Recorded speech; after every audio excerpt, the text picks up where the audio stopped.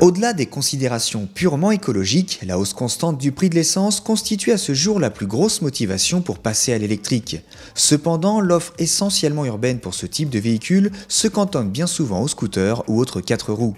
Quelque peu laissé pour compte, le motard se consolait donc avec la marque américaine Zero pour mettre les watts en silence.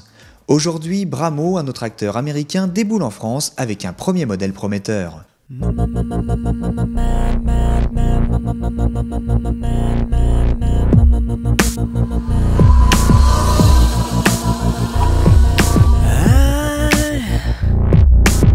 I can't get these memories out of my mind, and some kind of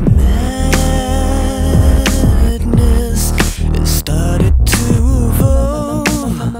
Visuellement, la Bramo affiche des courbes agréables et dynamiques qui ne sont pas sans rappeler certains sportseurs américains.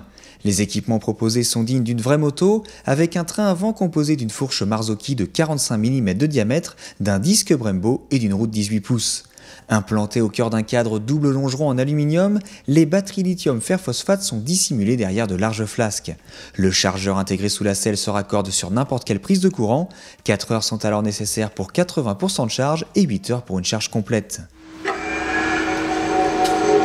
Cette technologie pèse naturellement dans la balance puisque la Bramo affiche un poids de 145 kg, presque un détail si l'on considère que l'Enertia profite de son incroyable finesse et de sa parfaite répartition des masses pour faire totalement oublier cet handicap.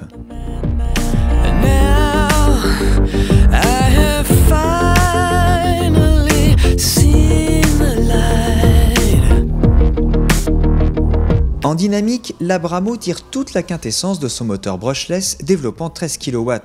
Douce et prévenante les 10 premiers mètres, elle oublie ensuite toutes les 125 thermiques existantes en délivrant des accélérations proches d'une 250.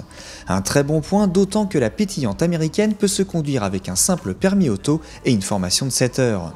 L'autonomie moyenne de la Bramo en usage mixte atteint les 50 km. Il est à noter que votre façon de rouler et le type de parcours emprunté modifient considérablement le temps de roulage. L'ergonomie particulière s'avère finalement très agréable avec des repose-pieds placés bas et un large guidon offrant un mix custom super motard aussi reposant qu'efficace. En ville, la Bramo se faufile avec une aisance insolente malgré un rayon de braquage important. Phénomène assez déroutant, l'absence de frein moteur est en grande partie compensée par l'efficacité du frein avant de 280 mm de diamètre. Ultra silencieuse à basse vitesse, cette moto furtive nécessite une vigilance accrue pour ne pas surprendre les piétons. À pleine vitesse, les décibels s'accroissent crescendo, mais la Bramo reste infiniment plus discrète que ses homologues thermiques.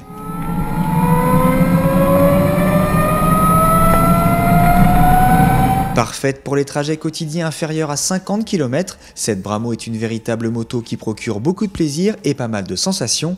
Et si le billet d'entrée peut paraître onéreux, l'entretien quasiment nul et le plein à 18 centimes d'euros sont autant d'arguments pour tenter l'aventure électrique.